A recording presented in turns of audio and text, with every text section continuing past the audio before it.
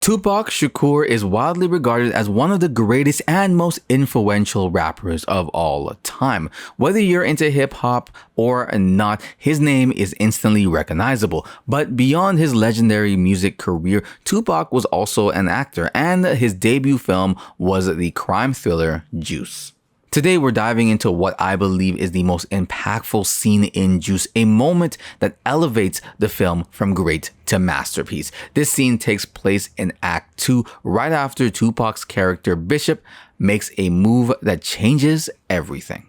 You can't fucking keep up with a man at a party, so...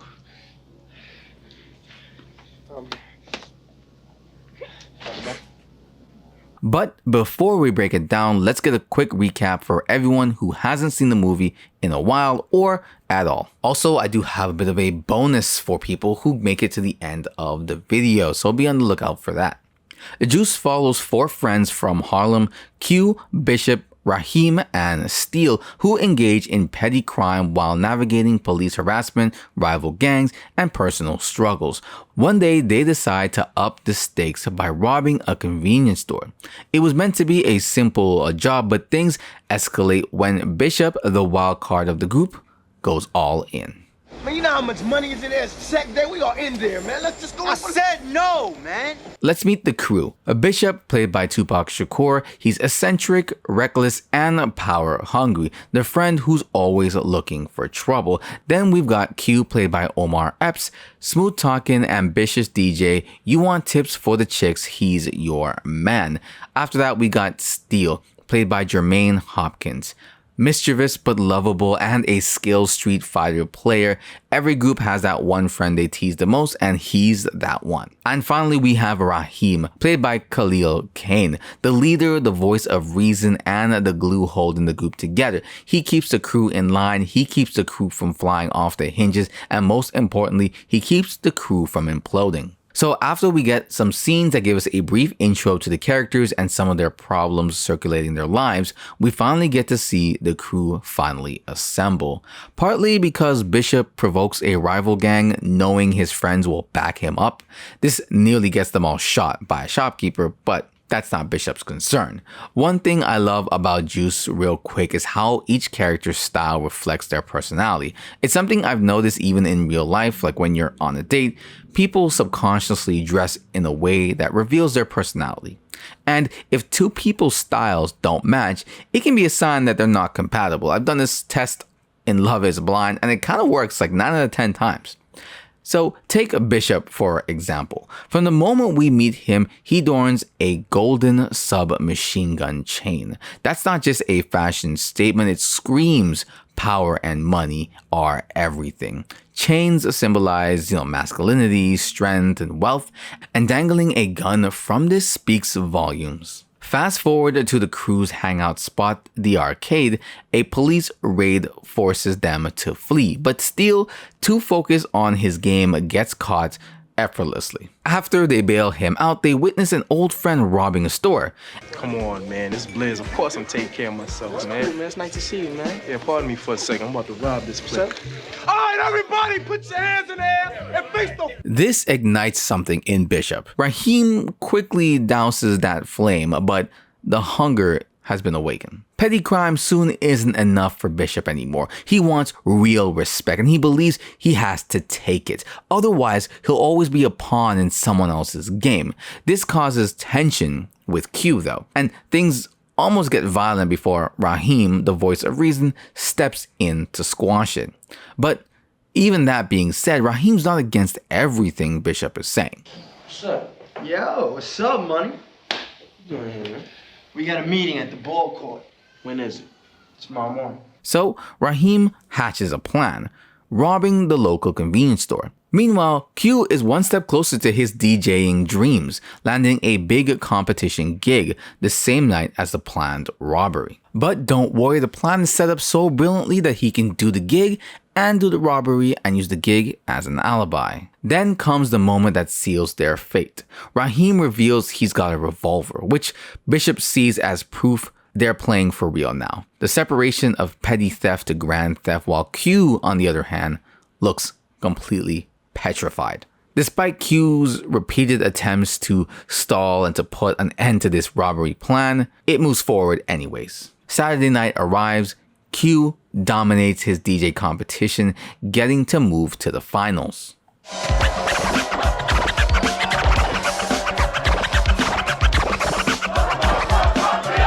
But there's no time to celebrate. The crew has a job to do. The robbery starts smoothly, they get the cash, the shopkeeper isn't resisting, and they're about to leave. But Bishop, seeing an opportunity to take control, to take revenge on a world that has put his side of the board at such a disadvantage in life, shoots the shopkeeper. Let's go! And this brings us to the scene that changed everything. After the murder, the group escape to an alley. We open with a medium close-up of Raheem with the others behind him. Everyone is shooken. The blocking exposes their mindset in the moment, all of them desperately clinging to something to stabilize themselves, bring down the adrenaline, and Steele, the most frazzled of them all from the events, is straight up just on the ground. The shot lingers to show the moment of realization. This wasn't just another petty crime, they've crossed a line that can't be undone. What the hell just happened? We stay on this frame so we can see Raheem and Q are perfectly in sync, rushing toward Bishop in unison. The over-the-shoulder shot of Bishop against the wall makes him look cornered like an animal with no escape. I'm actually a big fan of this frame because Raheem and Q are perfectly in sync, thinking the exact same thing at the exact same moment. They move at the exact same time. They switch up the shots here as the two of them confront Bishop, who tries to defend himself, but the framing makes it clear. It's a tag team match. He's taking hits from Raheem, Q, Raheem, Q, Raheem, Q. What the f is wrong with you? What the f you have to shoot him for, man? You didn't have to shoot him, man. Bishop tries to defend himself, but Raheem and Q overwhelm him. They stand together while Bishop stands on his own. Steele, still a little bit shaken, finally speaks, cutting through the chaos, but just long enough for Bishop to actually regain his footing and turn the argument around. Shut up, Steele. He knew who we was. That boy said your name. Who knew who the f we was? Steele now back on his feet. We get a similar shot as before, back and forth here as well. Raheem, Q, and Steele framed together, united. Bishop on his own, thinking about himself and how to save himself.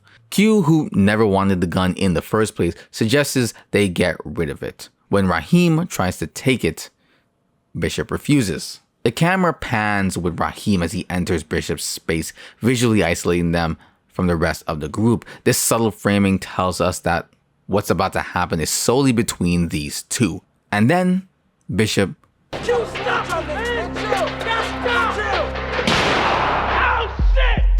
shoots Raheem now. Raheem, the crew's leader, their rock, is dead. And so begins the implosion.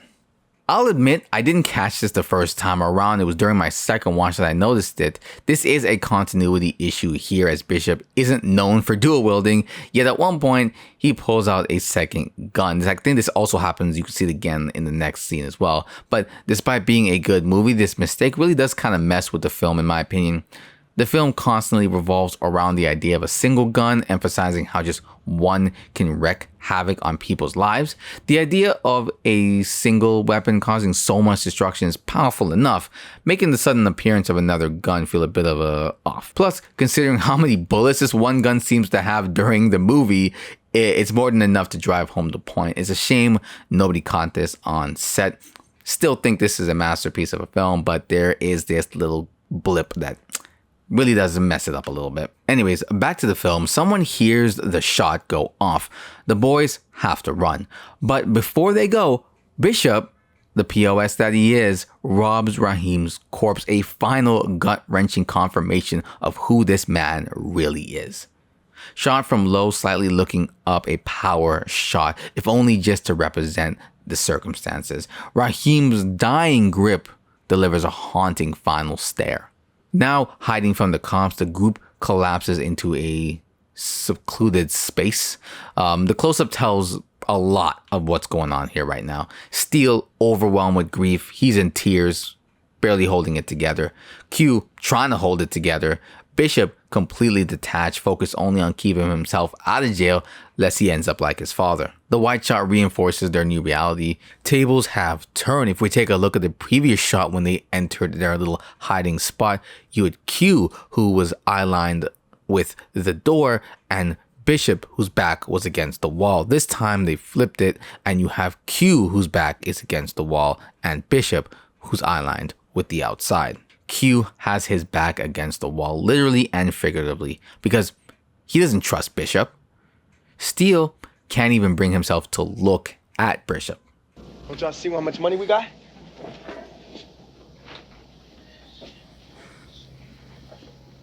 And then there's Bishop, successfully stopping Raheem from taking the two most important things in his life. Remember what I said earlier, the gun and the money, the two things that mean everything to him. This scene is the turning point of Juice, transforming it from a gripping crime film into a tragic character study about power, loyalty, and betrayal. And for those who haven't seen it, I found that the alternate ending to Juice while researching this video. It slightly changed the final dialogue between Bishop and Q and kind of fixes it, in my opinion, as there's also another problem between the dialogue and his lips not really being in sync, but this alternate ending actually explains why that happened. So if you're curious, the link is in the description. I suggest checking it out. All right, guys, that's it for today. Like, comment, subscribe, share this out with someone you know who would love it. And until next time, what are you watching?